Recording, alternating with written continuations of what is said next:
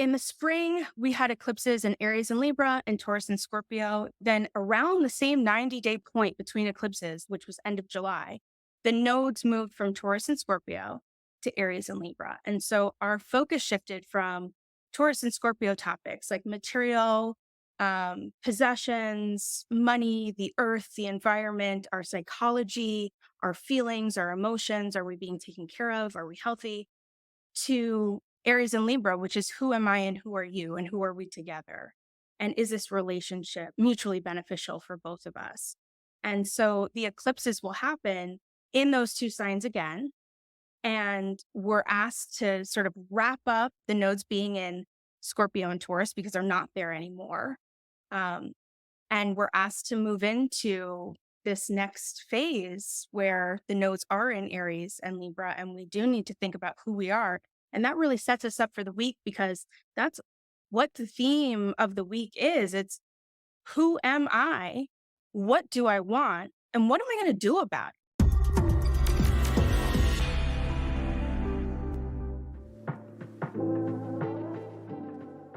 Well, hello, everybody, and welcome to your astrological weekly weather. I'm so happy that you've decided to join us. We are going to be covering the week of October 2nd through the 8th with Astrologer Connect astrologer Taylor Schuler. And there is some big astrology for us to explore here together today. So I'm really looking forward to that. Before we dive in, I just want to make sure you're aware of a few things. First and foremost, you are invited to our much anticipated free 8th annual year ahead forecast.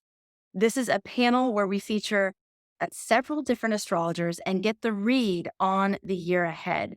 It's happening in a few weeks, and we're going to be exploring things like what are the big themes for 2024? What are the most important transits for you to be aware of and why? You'll also get strategies for navigating the tides ahead so you can make the most of next year. And we're doing it a little earlier this year. So you'll have some extra time to look forward, prepare, and plan for 2024. So go ahead and open up another browser right now, either on your computer or on your phone. Go to astrologyhub.com/2024 forecast. And we're also going to drop that link in the show notes for you. But go there, sign up, reserve your spot right now, and we can't wait to see you there. Taylor, real quick, I know that you have an experience of our forecast event, right? I love the annual forecast, the year ahead event. It was a really pivotal event for me personally that changed my life and led me to be here talking with you today. I found out about Astrology Hub through Anne Ortley, who we know and love.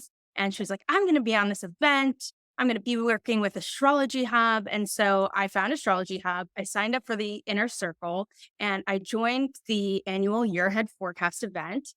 I was sitting at my ex's dining room table. It was the day of the grand conjunction, the great conjunction, Saturn, Pluto, Jupiter, and Capricorn, January 12th of 2020, if I'm not mistaken. It might have been the 13th, but I'm pretty sure it's the 12th. Yes. And I said, I am going to be a professional astrologer. And one day I really hope that I could be working with Astrology Hub too. And here I am.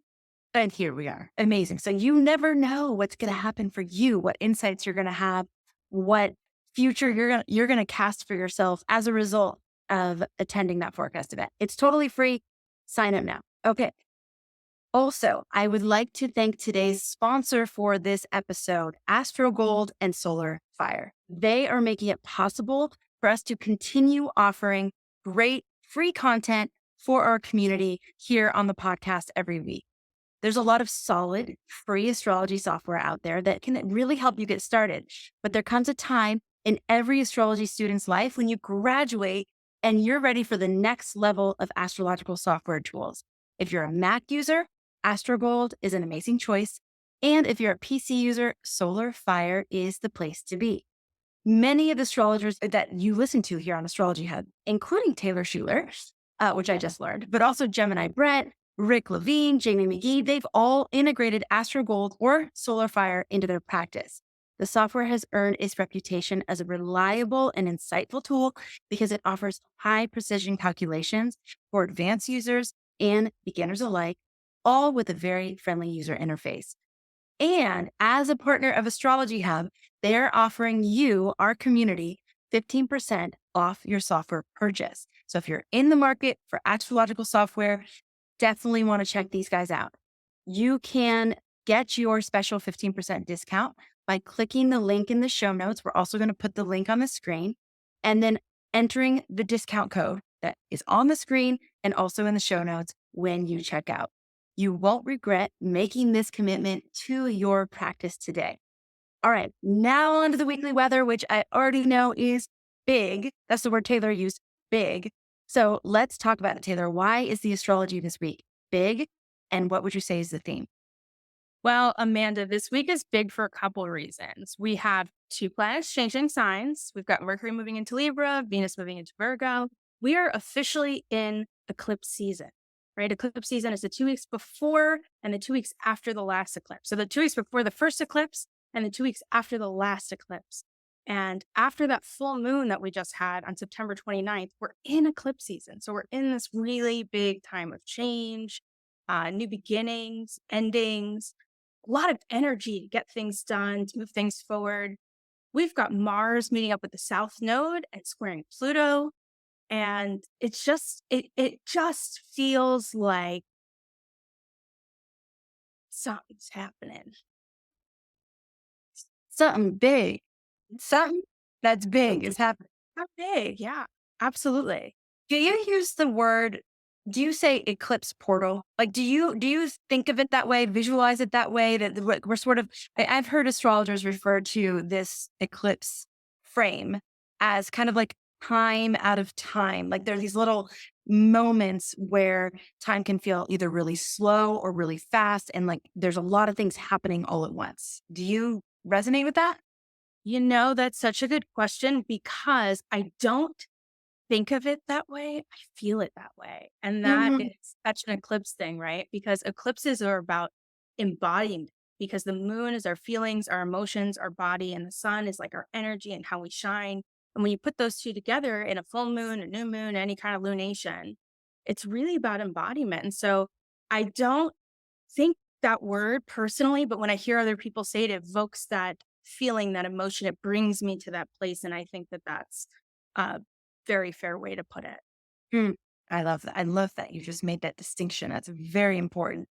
Okay, so two planets changing signs. We're officially in eclipse season. Do you want to unpack that a little bit more from a thematic perspective, like what that's bringing up for the whole week before we go into the day by day breakdown? Yeah, sure. So eclipse season, it happens every 5.5 months, basically. So it can be, we get two eclipses or we can get even three eclipses sometimes in any given two signs over. I say 5.5 months because it's going to like, it moves retrograde, the nodes move retrograde. And so the time between the last one and the next one's going to be about 5.5 months. So you could say 6 months. So the last time we had eclipses was a spring. The nodes change signs over the summer. And so eclipses are when the sun and the moon align with the earth, right? And so then we get a shadow on either the moon or the earth, and the moon blocks out the sun. So we can't see the sun. Either way, that kind of visual and literal effect of something, of the sun being blocked out, it's like our life energy, our life force, the thing that gives us life, right? The thing that makes Mother Gaia be able to be fruitful and give us food and make us go and make life possible is it's just like taken away for a couple of moments in time. And that's really frightening, right? At least to the ancients. Like today, not really frightening. Most people don't even notice it. But back then, when all we had was like nature and like looking around thousands of years ago at the stars and the sun, it was like, wait, no, come back, right? Um, it gives us pause. It makes us reevaluate. It makes us lean more into gratitude for what we have, but also when something is taken away, we have that moment of reckoning, of thinking, did I appreciate what I had when I had it? And if everything were to change or end right now, what would I regret? And so what do I want to do? And how do I want to live my life? But it can also be this power surge, this energy surge. I know Judith Hill is one of the Astrology Hub teachers, and one of the things that she says is that eclipses can be power surges and power outages. So we might get tired, we might get burnt out, or we might have this like surge of inspiration and energy and like want to move things. And one of the things that I often hear astrologers say about eclipses, which I just want to like address and dismantle, like what do they call it when you have like a myth and you kind of like destroy the myth busting, is that eclipses aren't a good time to start something. Eclipses are a time to take. You just have to know it will probably change, but that's nothing to be afraid of. If you don't try, if you don't take action, you can't fail forward. You can't learn from your mistakes. And so in the spring, we had eclipses in Aries and Libra and Taurus and Scorpio. Then around the same 90-day point between eclipses that Georgia Sathis talks about as so pivotal and so important that we have to watch, which was end of July, the nodes moved from Taurus and Scorpio to Aries and Libra. And so our focus shifted from Taurus and Scorpio topics like material, possessions, money, the earth, the environment, our psychology, our feelings, our emotions. Are we being taken care of? Are we healthy? To Aries and Libra, which is who am I and who are you and who are we together? And is this relationship mutually beneficial for both of us? And so the eclipses will happen in those two signs again. And we're asked to sort of wrap up the ending of, the nodes being in Scorpio and Taurus because they're not there anymore. Um, and we're asked to move into this next phase where the nodes are in Aries and Libra, and we do need to think about who we are.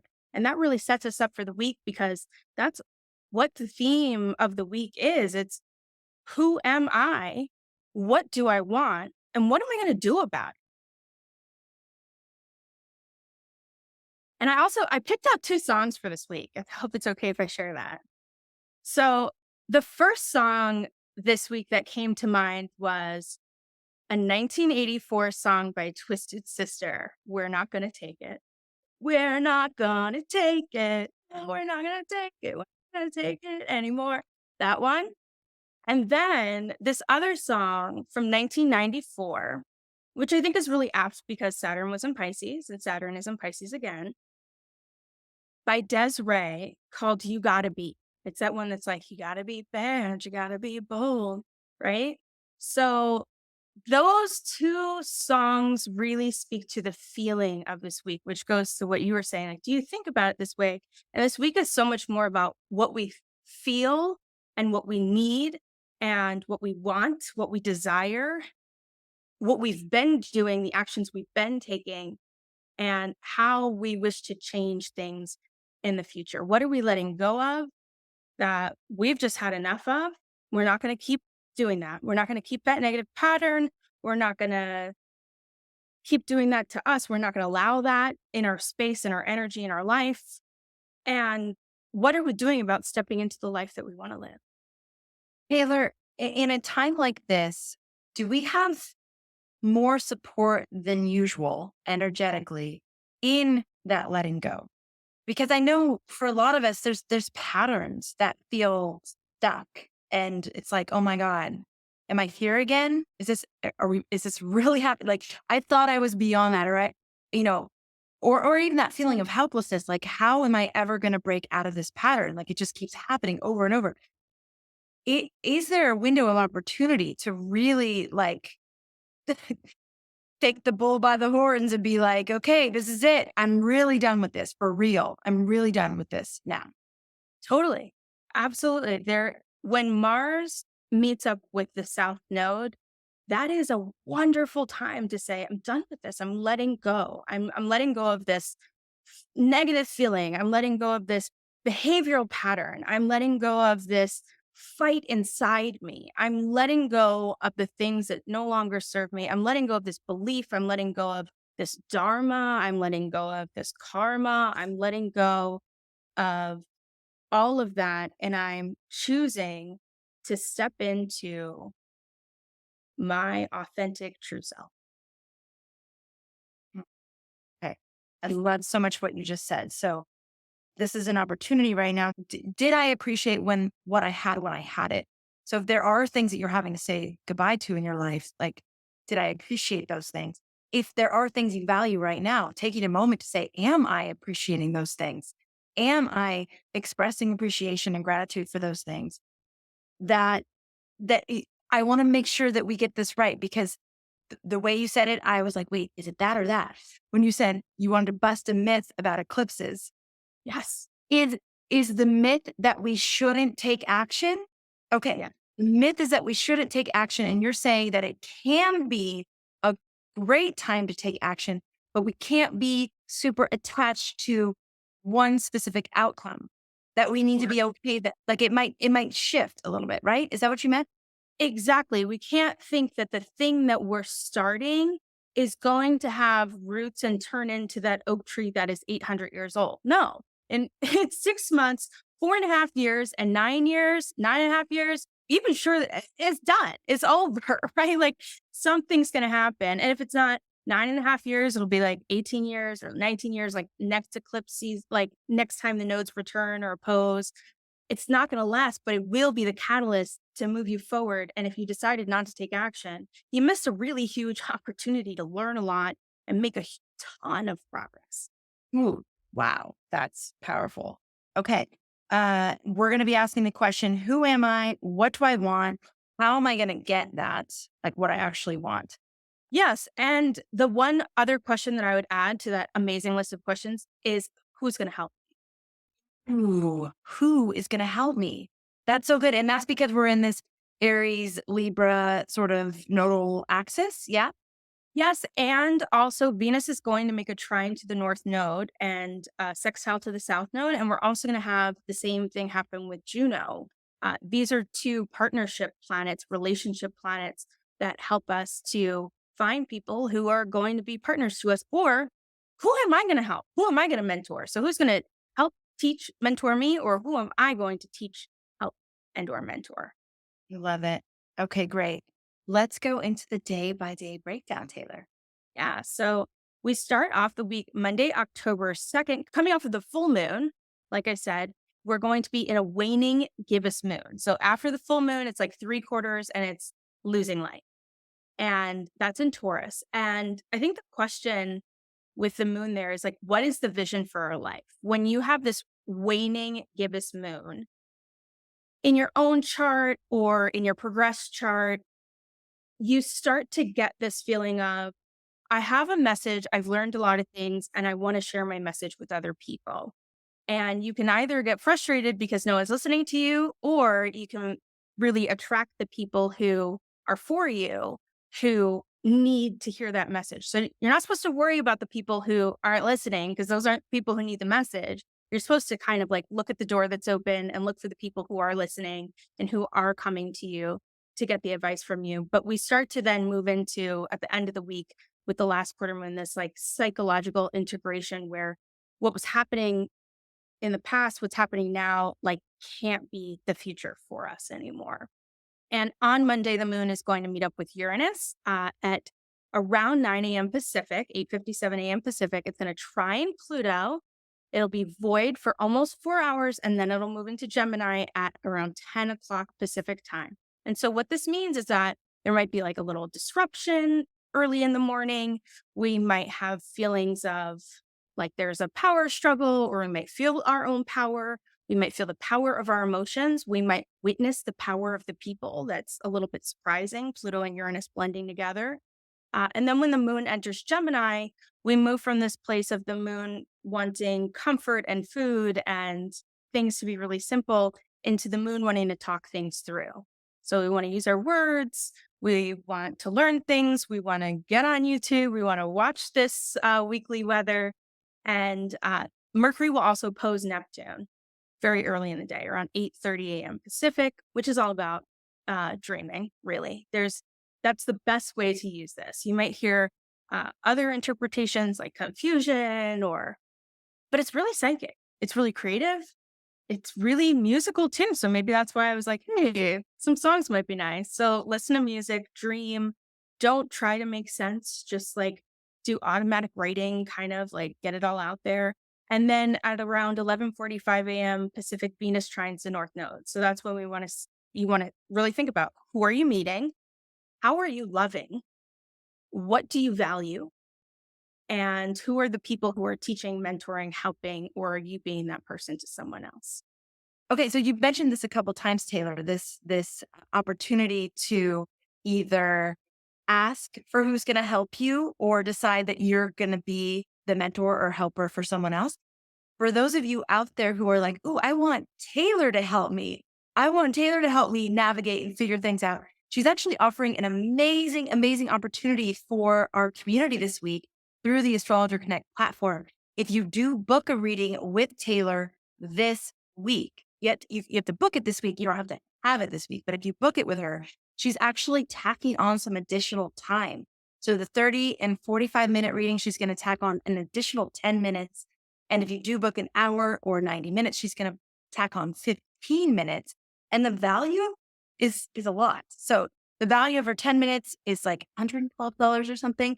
The value of her 15 minutes is $160 or something like that. So this is really awesome. If you want Taylor's guidance, I would highly recommend taking advantage of the special that she's offering. You can go to astrologyhub.com/Taylor Connect. That's astrologyhub.com/Taylor, Taylor Connect, and have that special opportunity for Taylor to mentor you um, now, which is great. I'm like thinking of all the questions I have for you that I am definitely going to be booking with you, Taylor, to get some more insight on. But yeah, anything you want to add to that before we move on? I just think, with that Mercury Neptune, that may cause like, hey, where am I going? What do I want? All of that. Like, that's a great time to like use divinatory tools like astrology to try to find clarity. And helping people find clarity is one of my favorite things. Validation, clarity, empowerment. So it would be my privilege and honor to help you find that if you need. Amazing. Okay. All right. Let's go to Tuesday.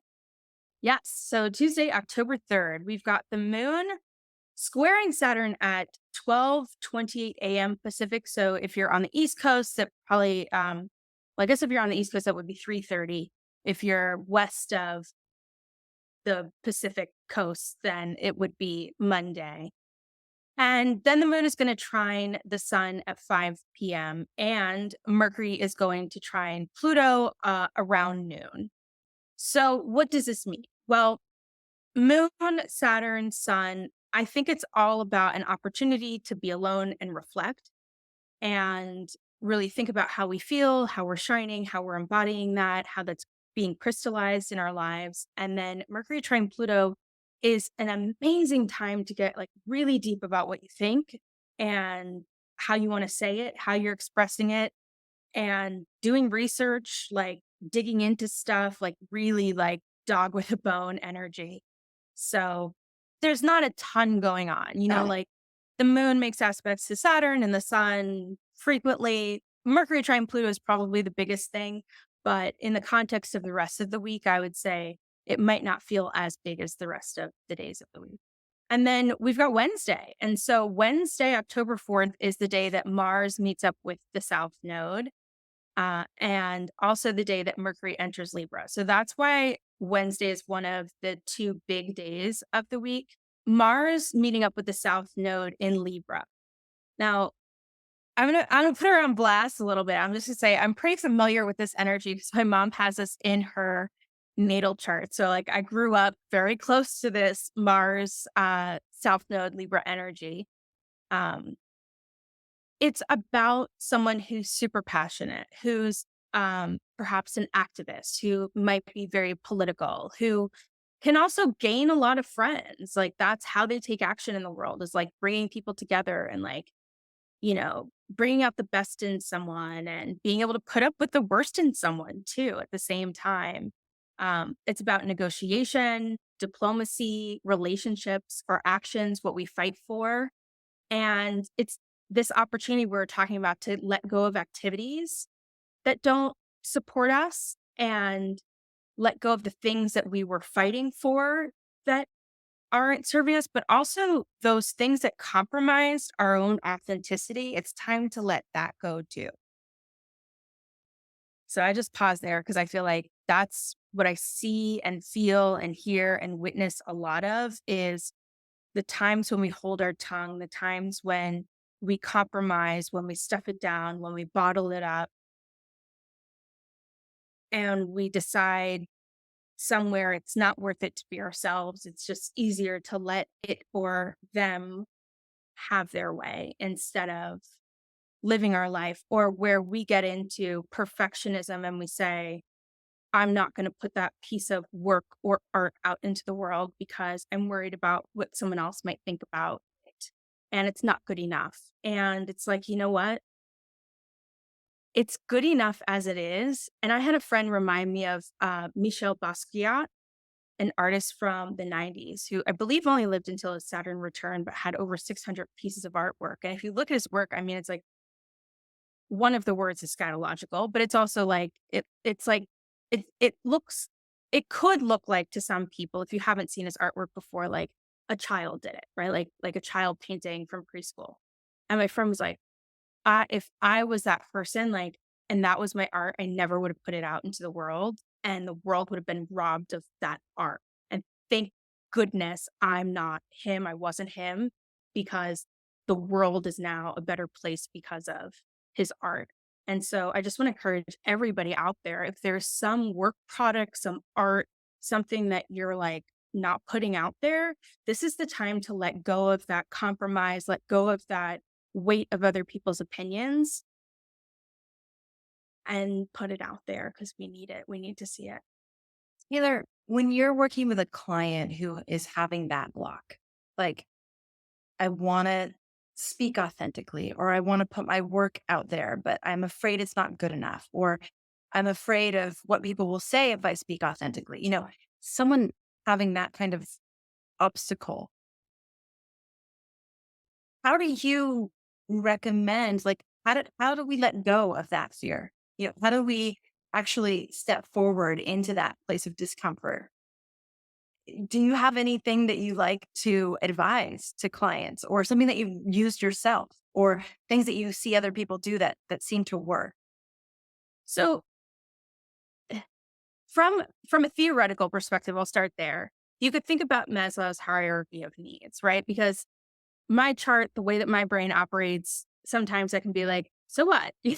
Like, and that's not nice or helpful. Like, it doesn't feel good. And the truth is there are times when it is unsafe. And so establishing safety, physical safety, psychological safety, emotional safety is the first. And that's like, the foundation. So are you going to be physically safe if you do this? Yes or no? Right? If the answer is no, there are other things we need to discuss, and there are other resources that we need to explore. If the answer is yes, you're going to be safe, then it's looking into the chart or just listening to what that client has to say. Like, what is the fear? Where is it coming from?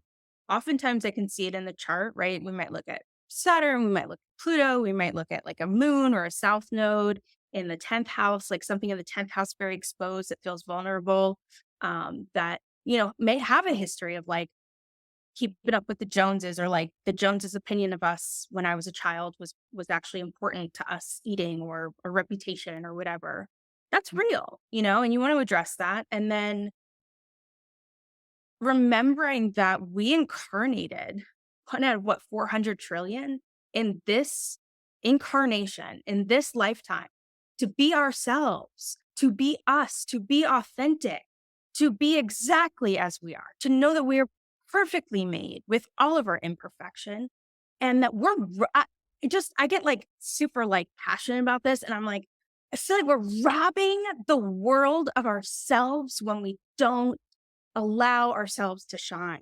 And sometimes, and I'll find like a way to say something like that to a client oftentimes, and they're like, shoot, I didn't realize that I was like imposing on you by not being myself. And it's like, well, yeah, you're worried about like your actions having negative repercussions. What are the negative repercussions of your inaction?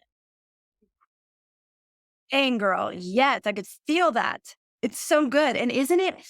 I forget who did this research. She was a death doula who sat at the deathbed of hundreds and hundreds of people, and then wrote either a book, or I should be able to quote who said this, but basically the number one regret of people on their deathbed is that they they lived their life for other people, that they didn't live their life for themselves, which is another way of saying they didn't live authentically. They gave themselves away, their truest desires, the life that they came here to live.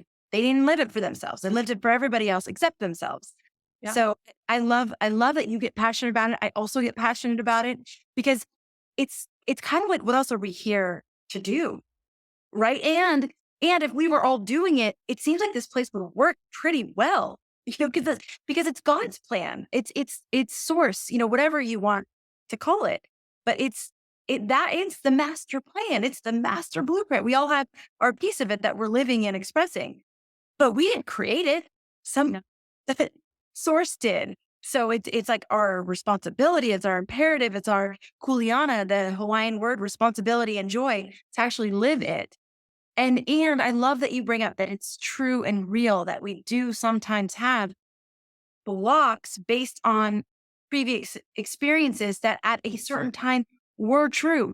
It was absolutely true that we couldn't, for whatever reason, express completely authentically because of whatever was happening. And the question of, is that true now? Is that still true? Or am I hanging on to something? And Yeah, and really being in that exploration. Go ahead. absolutely. And I think it might have been Elizabeth Kubler-Ross in her book on grief and grieving and the stages of grief. Maybe not, but Yes, maybe. That's ringing a bell, but I'm not totally positive. yeah, Someone, maybe. someone in the comments, please let us know if Let us you know. what about. Yeah. Um, and in terms of, is the past experience that we've had, like, how does that impact us today? Often find that there are, and it's not just me, right? Like, I'm not saying, oh, I came up with this, like, obviously not. But when I'm talking with clients, what I've learned is that there's this early childhood experience that happens to us, which is part of the natal promise. And it can come out positive, it can come out negative. When it comes out negative, it's actually this like very Aries Libra thing, which is, who am I and who are you? And who are you reflecting back to me who I am? And do I choose to accept that reflection of myself? Do I choose to accept that as truth? And if I do accept it as truth, do I accept that I will continue in that truth of myself, or will I change? Right. So you're presented with a reflection in order to accept it or to reject it and push back. And that is the muscle that is developed that forms our personality, our drive, our will, all of those things. And so sometimes you have to get those people who are pushing you, like, you do this, you do that, don't do this, don't do that, to say, I'm absolutely going to do that thing that you told me not to do. Right. I'm definitely not listening to you ever again. Like, Right. it's over and over and over again that, like, it's like the same bad outcome happens, but you have to be put in that container of pressure to become who you are. Right. Like you keep telling me I'm this, but actually, and I've internalized that, but actually I'm not. I don't, that's not who I am. And I know that, but getting to that point, yeah, sometimes it takes several different reflections to be like, actually, I reject that image of me that you are putting on me. But yes, and acknowledging that's just part of our evolution. It's part of our growth. Um, and, and that sense of empowerment we get when we go, actually, no, that's not true. It is a step, like it is a graduation to another place. Exactly. Yeah. And so this is all Wednesday, right? Like, this is just Wow. like Wednesday. And Okay. it's first thing. The second thing is that Mercury enters Libra. So Mercury's been in Virgo, where it's at home, it is analytical, it can take action. And now we're moving into Libra, which is Venus's sign. Venus is still in Leo at this point in time. And what I want to say about Mercury's transit through Libra is a few things, right? I'm going to throw a couple ideas out there and then kind of like pull it all together. So Libra's about relationships. Libra's about information. It's an air sign. It's literally like, stop, take a deep breath. Um, but Mercury's not as happy in Libra doing its thing as it was in Virgo, right? Because Libra is this dual kind of sign where you have to look at this side of it and this side of it, and you're in the middle.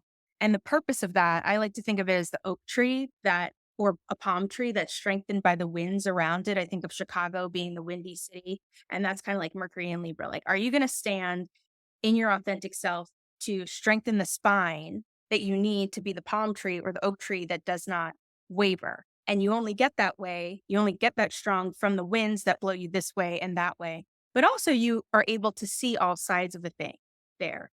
Um, Libra is the scales. And so we're invited to think about and create the vehicles to bring our life back into balance. And I don't know about you, but I recently watched on Netflix the new documentary, I think it's new, about blue zones and happiness. And that's really core to my work on like ikigai and life purpose. And so I'd encourage you to watch that documentary if you haven't already. I think that's a great exercise for today and for this week. And Mercury being in Libra, how are you going to bring your life into balance to invite more happiness? But also this week, and meant to mention this earlier, it's the first week of October. And I think, Amanda, I might have heard you say recently that you're interested in like this 90-day, 3-month, 12-week thing. And I started reading the 12-week year. And we now have 12 weeks, right? We have 3 months to the end of the year, starting the first week of October. And so that's a book that you might want to read or website you want to go to, 12weekyear.com, and explore that. Like, how can you chunk your year into smaller pieces? And when we're and one of the things that those authors talk about, or that author talks about, is this emotional cycle of change. That when we want to change, we go through these different emotions. We go through this like peak of sort of like an ignorant, uninformed optimism. And then we get into this like informed pessimism, the valley of despair. And then we're like informed optimism if we can push through. And then we get to the success and the fulfillment that we were hoping for.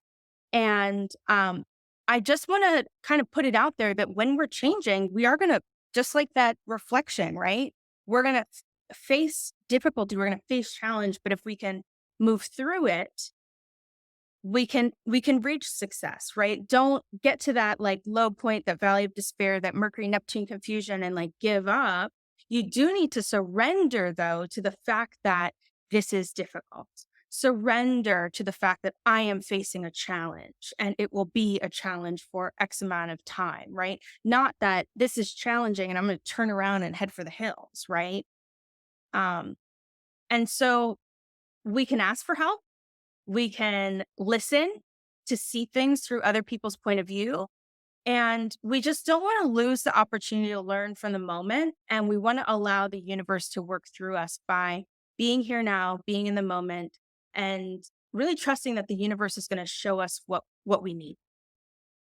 We might not know why. We might not understand it. We might not like it, but okay, so then Thursday, October 5th, the moon is going to enter Cancer early in the morning, Pacific time around 5:30. And we're going to have a closing aspect, which is an opposition to Pluto. And this is really about a time for change, even if it feels like you're being different, you're being eccentric, you're being kind of, causing attention or something to yourself. Maybe you are, maybe you're not, but maybe you're just being your authentic self, right? The moon's going to square Mercury, trine Saturn. And how I would synthesize this is that even though we're feeling big things with the moon in Cancer, we might be zipping up our feelings. We know we need to think things through. We need to process them so that we can respond instead of react. And one of the ways that we could do this is kind of make ourselves of service to other people in a very practical way and help other people. And that will let us process our emotions, put things into perspective, and that really helps us to heal.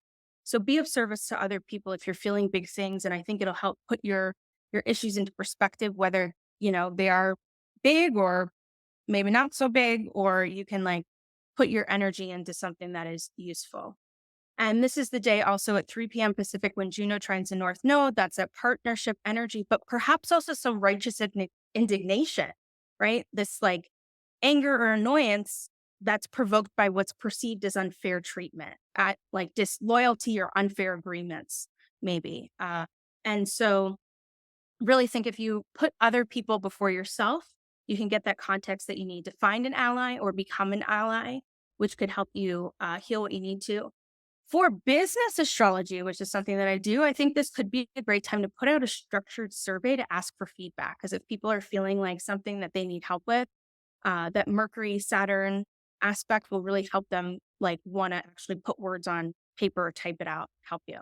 And then Friday, October 6th, we've got that last quarter moon in Cancer going exact, sextile Jupiter around 8:30 a.m. Pacific, which is very hopeful, optimistic, comforting. It's going to square Chiron, which is like, hey, there's something here I need to heal. That's around 4 p.m., 4:17 Pacific. So I'd say leave work early, take the day off, go to the spa or volunteer instead. And then around 1:22 a.m., actually Saturday, the moon will sextile Uranus.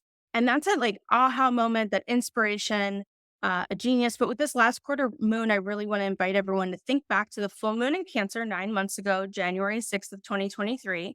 The first quarter moon in Cancer 18 months ago, which was April 8th of 2022. And then what did you start on the new moon in Cancer 27 months ago, July 9th of 2021? And so how has that story evolved over these 3 or 4 dates now? And then by the time we get to the next new moon in Cancer, July 5th of 2024, what do you hope that story has wrapped up so that you can begin a new story? Then October 7th is Saturday. I'd say make art, make a vision board, sketch out a plan for this new future, this new life that you want to invite in, nap, and then go out and have fun tonight. Dress up. I got my magenta lip stuff on and my, colorful thing because I want you to embody that on Saturday. The moon is going to be void from 12:11 p.m. Pacific until 3:24 when it enters Leo. And that moon in Leo is going to be like big and fun and energetic, but you need a nap before you go to the disco, right? Like before you go to the club. The moon is going to square the nodes, try Neptune, square Mars, and oppose Pluto. That's big emotions, gut feelings, psychic energy, dreaming, imagination, thinking about public opinion, feeling deep feelings. And so that's why I said, use that energy to like move forward and put those like imaginative psychic thoughts on paper and feel empowered by it, and then take a nap and then go out and have fun. And then finally, Sunday, October 8th, we start out 4:47 a.m. Pacific with the moon sextile Mercury. So it's like we're thinking more clearly today. We're inspired to communicate clearly. Mars squares Pluto, which I mentioned earlier. And this is, Pluto was discovered January 21st of 1930, actually in a square to Mars. And so that's that Scorpio Mars Pluto energy where they both rule Scorpio.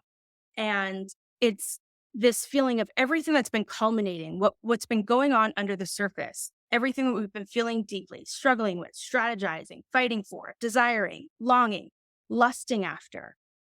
It invites us to let go of that negativity so that what remains are empathy, compassion, and courage. Then the moon squares Jupiter around 7:55 p.m. And that's I feel like it's sort of like a nice way to end things. But just before that happens, Venus enters Virgo. And so now Venus and Mercury are in mutual reception. They can talk to each other, do favors for one another. And the thing is, though, tomorrow, the first thing that's going to happen is Venus is going to oppose Saturn. So it's going to feel like it's time to mature and be the bigger person by listening to other people, by discerning what we want and what we need. And it's really inviting us to develop the skill of loving myself and giving myself what I want, knowing what my love language is, and giving that to yourself first before you go ask other people to give that to you, instead of criticizing, judging, demanding that from other people. Make sure you're meeting your own love languages so you can show up whole and full. Um, and then also think about, Venus and Virgo, you might want to get into like your accounting, your books and stuff like that. Think about more than just financial ways of accounting, right? In permaculture, this thing I do, we have the 8 forms of capital. And I've actually expanded it to 12. But some of them are, you've got material capital, intellectual, living, experiential, social, cultural, spiritual. And so, how are you really measuring your life in all of these other ways? And that brings us back to the Blue Zones. They've got a great quiz where you can take it. Don't worry about the grade. I don't want anyone to look at what your grade is on a quiz because it is not graded. But look at the practical things that you can do to bring more happiness and love into your life. because they've got great, I think, great recommendations. Um, and think about, what's going to make you happy. Taylor, I love this. Essentially, I want to go back to what you were talking about with the 90-day increments or 12-week increments, and then also bring it back to this eclipse period of time, this eclipse season. We can actually take cues from the cosmos to structure the rhythm of our lives so that it is in alignment with the ebbs and flows of the energy. And basically, what we're talking about here with this eclipse season, this current eclipse season and the nodes, is really focusing on these: who am I? Who are you? What do I want? How am I going to get there? And who's going to help me? All these questions that you're bringing up. But the point is to actually carve out these kinds of spaces for yourself and make it like, okay, this is a, how many weeks are we, like, eclipse season is technically what, like 6 weeks? If we have two eclipses, then it would be 2 weeks before, two in between, and two after. So that would be 6 weeks. But then I guess if we had three eclipses, then we'd add another 2 weeks to that. So 8 weeks. Like Yeah. this year, 6 weeks. Yeah. Yeah. So really just making this space for yourself for this type of overarching exploration and being okay, taking some risks, like putting yourself out there in new ways. A lot of these things that came up here in this weather, it's like sometimes I will absolutely put myself in this boat. I can take myself too seriously, and I can take life too seriously. And I can really, it's like the gravity of every decision and every direction. It's like, sometimes it's just good to just try it. And would you say fail forward? I love that. Give yourself the opportunity to fail forward, to learn from the mistakes, to when you were talking about the cycle, the 12-week cycle and that beginning phase of, like, naivete and innocent exuberance. Well, that can really lead us into things that, yes, can end up being painful. Yes, can end up being, or, whatever. But also that's how we're learning. Like, it's okay to make mistakes. It's okay to fail forward. And actually, there's some, like, even in the business arena, who say the ones who can make the mistakes fastest and learn from them are the ones that have the most success, because you're getting that feedback. So instead of being paralyzed and just like, oh, I'm afraid to make a mistake, I'm afraid to take action, taking the action and getting the feedback really quickly and integrating that into your movement forward. So brought up so many amazing themes, Taylor, for us to really explore this week. Thank you for that. Again, if you're interested in working with Taylor one-on-one, astrologyup.com/Taylor Connect. Do it this week, though, because this is when she's offering the additional time. And I know if you've ever had a reading with an astrologer, so it's always like you get to the end, and it's like, but I have a few more questions and I would love to be able to ask this. So this will be a time where you can actually take advantage of that. You also have the opportunity this week to sign up for our year ahead forecast. It's free. You can get that glimpse into what's going to be happening next year, astrologyhub.com/2024 forecast. And Taylor, just thank you so much for everything that you offer here on our platform to our community. I love getting to know you through your very grounded, very practical, very useful, very compassionate approach to astrology. So thank you for sharing that with us here. Thank you so much. I really appreciate this time and opportunity. And I just want to say, y'all, don't just listen to those songs, but really read the lyrics, especially to You Gotta Be, because I'm just like reading the lyrics, and that is this week. Like, just read, if you do one thing, read the lyrics to that song, Mm. and that's your horoscope. Love it. I have chills. Thank you for that reminder. And thanks to all of you for being here. Thank you so much for being a part of our community. Thank you, as always, for making astrology a part of your life, tuning into this weekly weather and really weaving the astrology into the way that you're navigating your life. I hope that you find it helpful, and I'm glad that you're here. We will catch you on the next episode. Looking forward to it. Take care, everybody.